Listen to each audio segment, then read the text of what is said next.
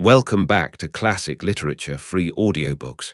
Now, let the story continue with White Fang. Part 3, Chapter 1, The Makers of Fire. The cub came upon it suddenly. It was his own fault. He had been careless. He had left the cave and run down to the stream to drink. It might have been that he took no notice because he was heavy with sleep. He had been out all night on the meat trail and had but just then awakened. And his carelessness might have been due to the familiarity of the trail to the pool. He had travelled it often, and nothing had ever happened on it. He went down past the blasted pine, crossed the open space, and trotted in amongst the trees. Then, at the same instant, he saw and smelt. Before him, sitting silently on their haunches, were 5 live things, the like of which he had never seen before. It was his first glimpse of mankind.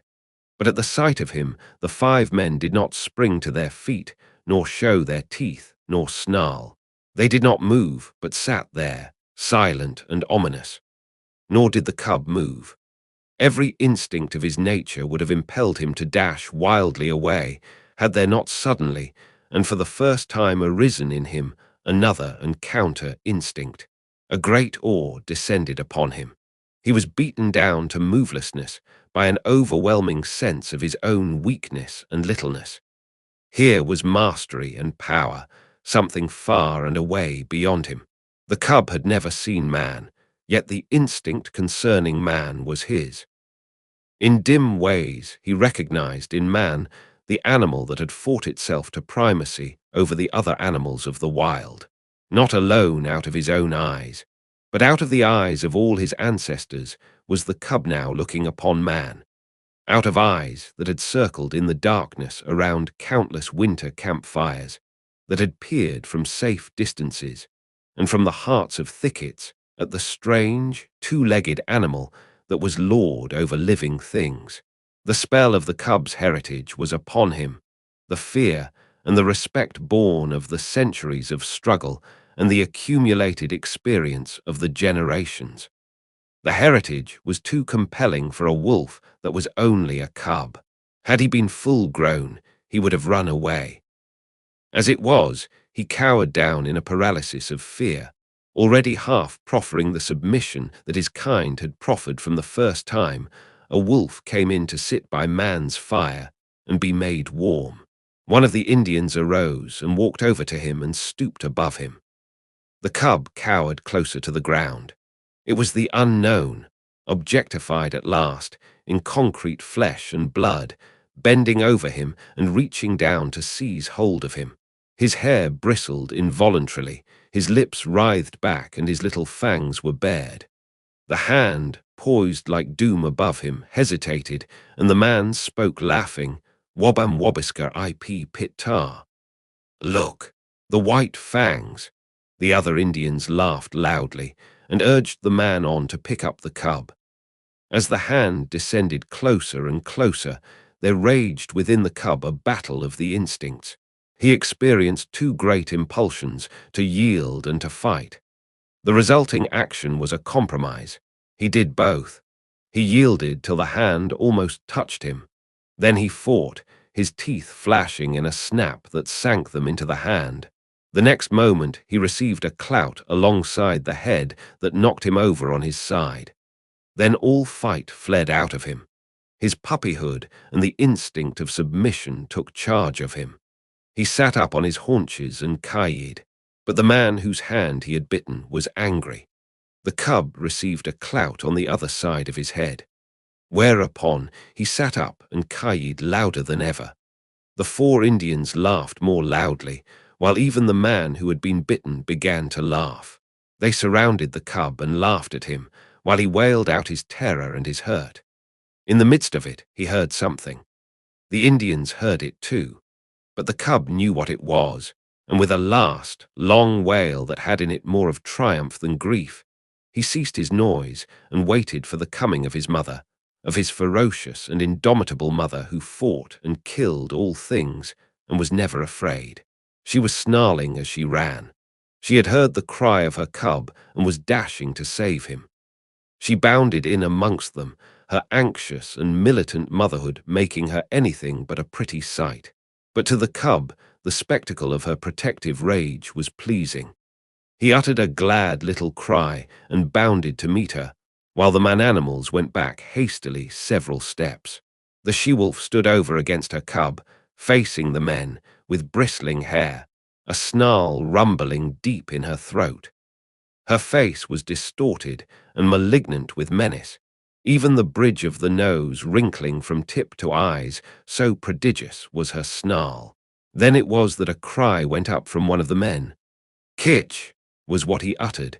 It was an exclamation of surprise. The cub felt his mother wilting at the sound. "Kitch!" the man cried again, this time with sharpness and authority.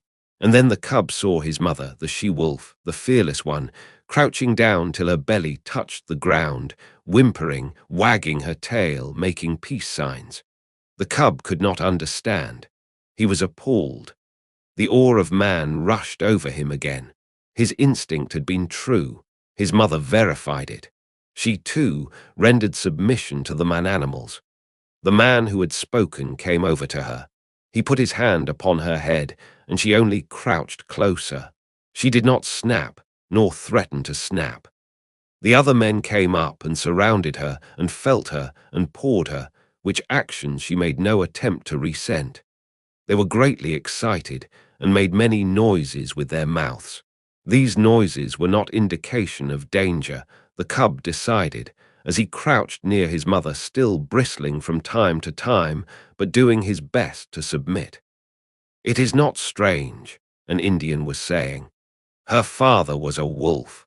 It is true her mother was a dog, but did not my brother tie her out in the woods all of 3 nights in the mating season? Therefore was the father of Kitch a wolf." "It is a year, Gray Beaver, since she ran away," spoke a second Indian. "It is not strange, Salmon Tongue," Gray Beaver answered. "It was the time of the famine, and there was no meat for the dogs." "She has lived with the wolves," said a third Indian. "So it would seem, 3 eagles," Gray Beaver answered, laying his hand on the cub. "And this be the sign of it." The cub snarled a little at the touch of the hand, and the hand flew back to administer a clout, whereupon the cub covered its fangs and sank down submissively, while the hand, returning, rubbed behind his ears and up and down his back. "This be the sign of it," Gray Beaver went on. "It is plain that his mother is Kitch, but his father was a wolf. Wherefore is there in him little dog and much wolf? His fangs be white, and White Fang shall be his name. I have spoken. He is my dog. For was not Kitch my brother's dog? And is not my brother dead?" The cub, who had thus received a name in the world, lay and watched. For a time the man-animals continued to make their mouth noises. Then Gray Beaver took a knife from a sheath that hung around his neck and went into the thicket and cut a stick. White Fang watched him. He notched the stick at each end, and in the notches fastened strings of rawhide. One string he tied around the throat of Kitch. Then he led her to a small pine, around which he tied the other string. White Fang followed and lay down beside her. Salmon Tongue's hand reached out to him and rolled him over on his back. Kitch looked on anxiously. White Fang felt fear mounting in him again. He could not quite suppress a snarl, but he made no offer to snap.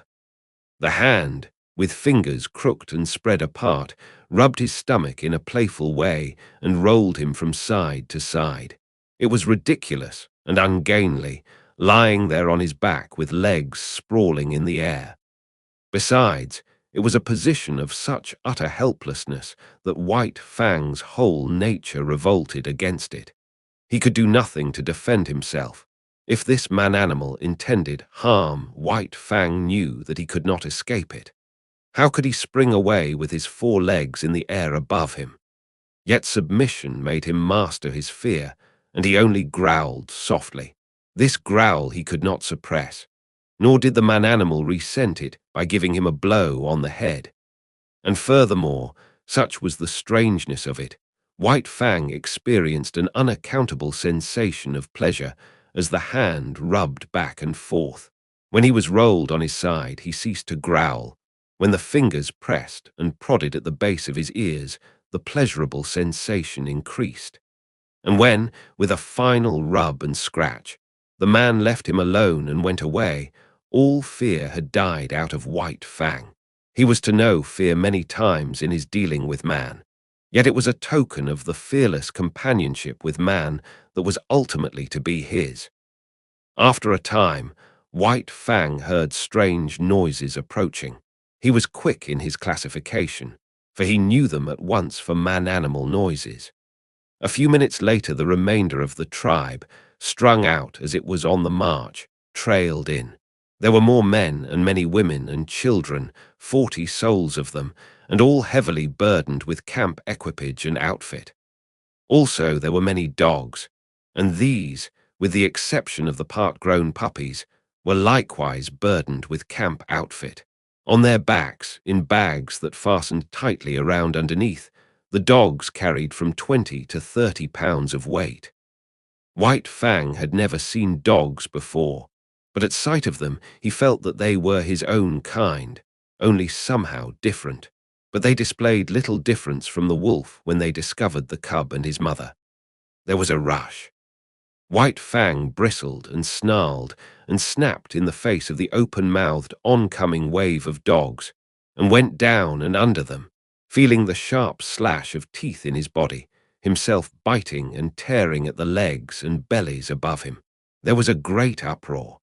He could hear the snarl of Kitch as she fought for him, and he could hear the cries of the man-animals, the sound of clubs striking upon bodies, and the yelps of pain from the dogs so struck. Only a few seconds elapsed before he was on his feet again. He could now see the man-animals driving back the dogs with clubs and stones, defending him, saving him from the savage teeth of his kind that somehow was not his kind. And though there was no reason in his brain for a clear conception of so abstract a thing as justice, nevertheless, in his own way, he felt the justice of the man-animals, and he knew them for what they were, makers of law and executors of law. Also, he appreciated the power with which they administered the law. Unlike any animals he had ever encountered, they did not bite nor claw. They enforced their live strength with the power of dead things. Dead things did their bidding. Thus, sticks and stones, directed by these strange creatures, leaped through the air like living things, inflicting grievous hurts upon the dogs. To his mind, this was power unusual, power inconceivable and beyond the natural, power that was godlike. White Fang, in the very nature of him, could never know anything about gods. At the best, he could know only things that were beyond knowing. But the wonder and awe that he had of these man-animals in ways resembled what would be the wonder and awe of man at sight of some celestial creature on a mountain top, hurling thunderbolts from either hand at an astonished world. The last dog had been driven back. The hubbub died down, and White Fang licked his hurts and meditated upon this, his first taste of pack cruelty and his introduction to the pack. He had never dreamed that his own kind consisted of more than one eye, his mother and himself. They had constituted a kind apart, and here, abruptly, he had discovered many more creatures apparently of his own kind, and there was a subconscious resentment that these, his kind, at first sight had pitched upon him and tried to destroy him.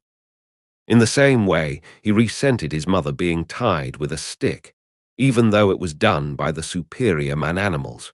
It savored of the trap of bondage. Yet of the trap and of bondage he knew nothing. Freedom to roam and run and lie down at will had been his heritage, and here it was being infringed upon.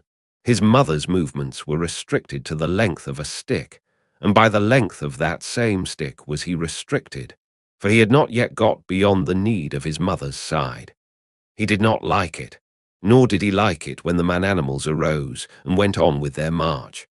For a tiny man-animal took the other end of the stick and led Kitch captive behind him, and behind Kitch followed White Fang, greatly perturbed and worried by this new adventure he had entered upon. They went down the valley of the stream, far beyond White Fang's widest ranging, until they came to the end of the valley, where the stream ran into the Mackenzie River.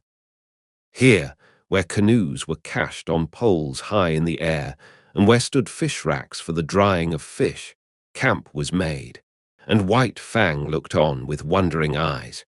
The superiority of these man-animals increased with every moment. There was their mastery over all these sharp-fanged dogs. It breathed of power.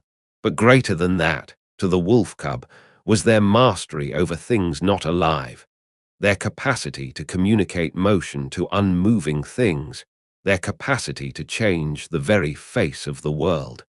It was this last that especially affected him. The elevation of frames of poles caught his eye. Yet this in itself was not so remarkable, being done by the same creatures that flung sticks and stones to great distances. But when the frames of poles were made into teepees by being covered with cloth and skins, White Fang was astounded. It was the colossal bulk of them that impressed him. They arose around him on every side, like some monstrous, quick-growing form of life. They occupied nearly the whole circumference of his field of vision. He was afraid of them. They loomed ominously above him, and when the breeze stirred them into huge movements, he cowered down in fear, keeping his eyes warily upon them and prepared to spring away if they attempted to precipitate themselves upon him. But in a short while his fear of the teepees passed away.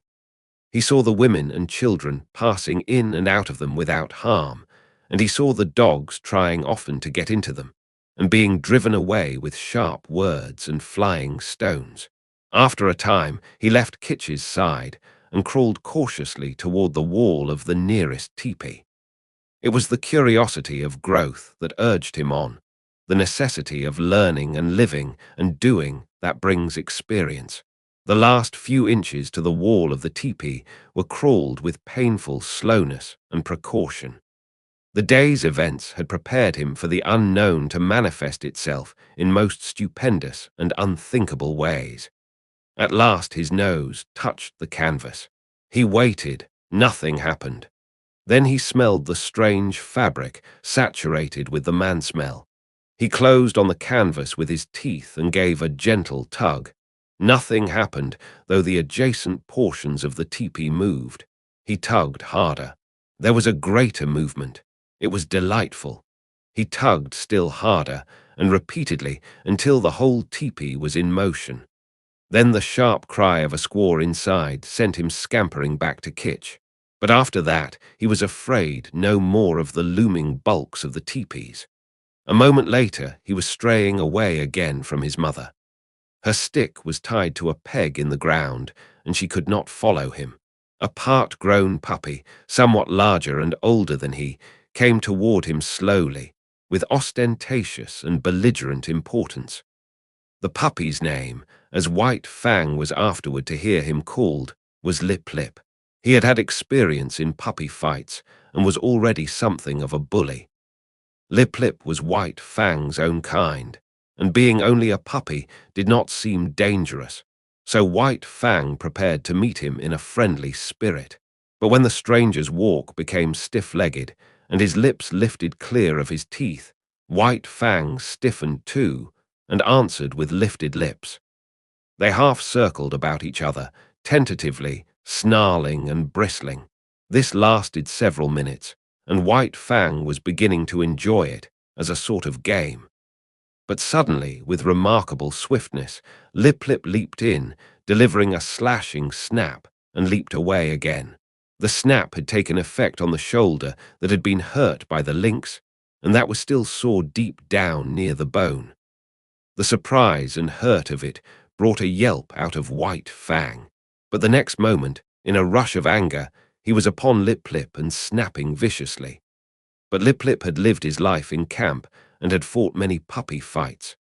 3 times, 4 times, and half a dozen times, his sharp little teeth scored on the newcomer, until White Fang, yelping shamelessly, fled to the protection of his mother. It was the first of the many fights he was to have with Lip Lip, for they were enemies from the start, born so, with natures destined perpetually to clash. Kitch licked White Fang soothingly with her tongue and tried to prevail upon him to remain with her, but his curiosity was rampant, and several minutes later he was venturing forth on a new quest. He came upon one of the man-animals, Gray Beaver, who was squatting on his hams and doing something with sticks and dry moss spread before him on the ground. White Fang came near to him and watched. Gray Beaver made mouth noises which White Fang interpreted as not hostile, so he came still nearer. Women and children were carrying more sticks and branches to Gray Beaver. It was evidently an affair of moment. White Fang came in until he touched Gray Beaver's knee, so curious was he, and already forgetful that this was a terrible man-animal. Suddenly he saw a strange thing like mist beginning to arise from the sticks and moss beneath Gray Beaver's hands. Then, amongst the sticks themselves, appeared a live thing, twisting and turning, of a color like the color of the sun in the sky. White Fang knew nothing about fire. It drew him as the light, in the mouth of the cave, had drawn him in his early puppyhood. He crawled the several steps toward the flame. He heard Gray Beaver chuckle above him, and he knew the sound was not hostile. Then his nose touched the flame, and at the same instant his little tongue went out to it. For a moment he was paralyzed. The unknown, lurking in the midst of the sticks and moss, was savagely clutching him by the nose. He scrambled backward, bursting out in an astonished explosion of cries. At the sound, Kitch leaped snarling to the end of her stick, and they raged terribly because she could not come to his aid. But Gray Beaver laughed loudly and slapped his thighs, and told the happening to all the rest of the camp, till everybody was laughing uproariously. But White Fang sat on his haunches and kayed, a forlorn and pitiable little figure in the midst of the man-animals. It was the worst hurt he had ever known. Both nose and tongue had been scorched by the live thing, sun-colored, that had grown up under Gray Beaver's hands.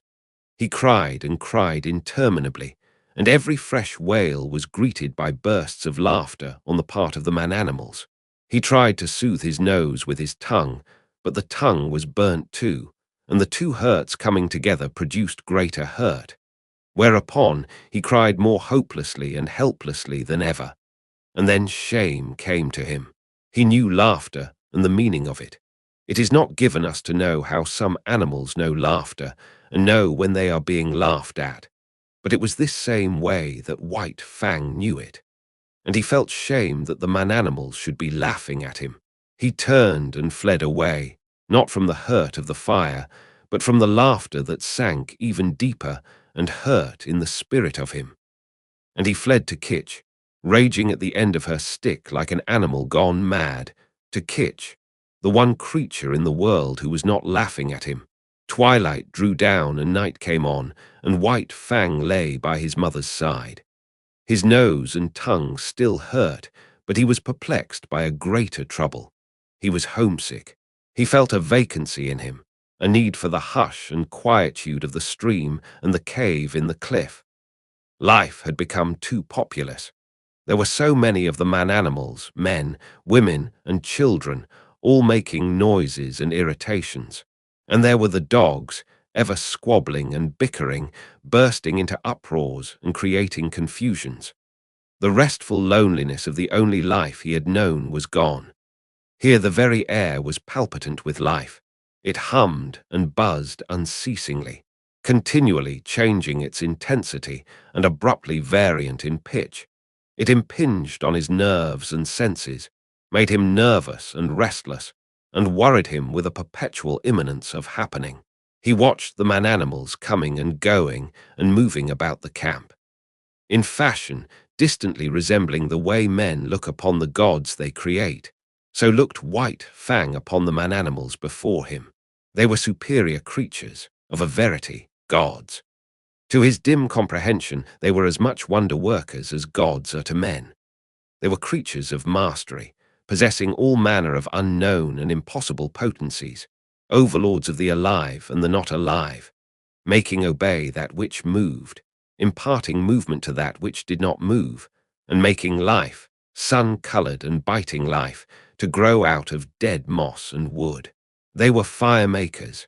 They were gods. And that wraps up part 3, chapter 1, The Makers of Fire. If you enjoyed it, please like the video and share your thoughts in the comments. Want to keep listening? Head over to the next chapter and let it play in the background while you relax or work. Links are in description. Don't forget to subscribe and tap the bell so you'll be notified when the next chapters are released. Thanks for listening.